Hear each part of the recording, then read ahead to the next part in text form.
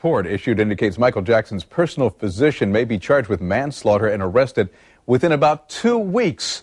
That report also indicates investigators are executing one more search warrant, likely at an L.A. pharmacy, to gather more evidence against Dr. Conrad Murray. He's been under investigation ever since the pop star's death back in June.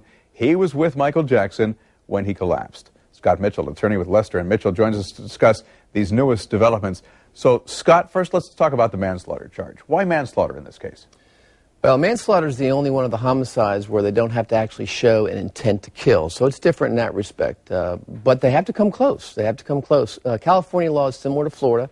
They have to show what's called criminal negligence, which is, in this case, essentially they have to show that this doctor reasonably should have known that his actions were likely to cause the death or serious bodily injury of Michael Jackson. So it's a tough hurdle for him. We've not gotten the definitive autopsy report from the ME.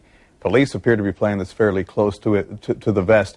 To say that this indictment could be forthcoming in about 2 weeks' time, they must have a lot more than we know about. They've got to have a lot more. From what we've been seeing on the TV, their investigation is surrounding the administration of this drug propofol. And the mere administration of that drug is not enough. My gut feeling is that they're looking at the use of this drug in concert with other drugs that are given.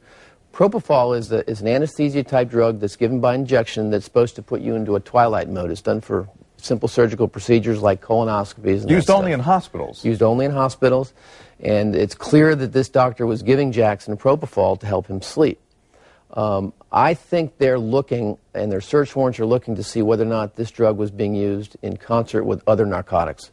There's some reports that Jackson was given Demerol by his other doctors that were treating him, and if they can show that this doctor was giving the propofol knowing he was taking other narcotics, that may be their way they're trying to get this case to go. You're Dr. Murray's attorney. How do you counter? Well, I got to find out what they've gotten in the search warrants. I liked his little stunt on YouTube, which is probably a good way to generate some interest out there. Or sympathy. Or sympathy. That's a good way to do it when no one can ask any questions. But I tell you, unless the government has an awful lot more than we know, it's going to be tough to get the horses in the barn in this case. All right. If it's going to be tough to get the horses in the barn, then how do they go ahead and do they proceed? Do they say, okay, Dr. Murray, you've got to pay the Jackson family for the negligence involved in Michael Jackson's death, and then we make this go away? Well, this doctor is also subject to a civil lawsuit, which is much different than criminal. The standard of proof is much lower. All they have to show is simple negligence. But I understand this doctor right now is largely insolvent, so a civil suit's probably not in the mix. Board of Medicine can also take action against his medical license. But criminally, restitution is probably not the reason they're going to go after him. And criminally, their standard of proof is much, much higher. And do you think that they're going to look to make an example of him? I mean, it's not the first time that you have a celebrity physician accused of negligence when it comes to prescription drugs and giving drugs to their patients. You've got, well, the case of Elvis and his doctor. Right. You've got Anna Nicole Smith, and now you've got Michael Jackson.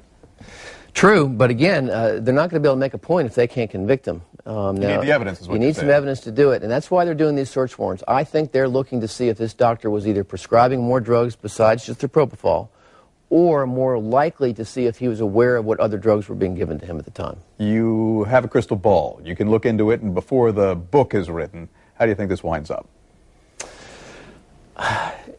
Based on what I know now, they don't have enough. They don't have enough. I think he's going to be acquitted. All right. Time will certainly tell. Time will tell. Indictment expected in about 2 weeks' time. We'll continue to follow this story. Of course, the latest also on news4jax.com. Always appreciate your insights.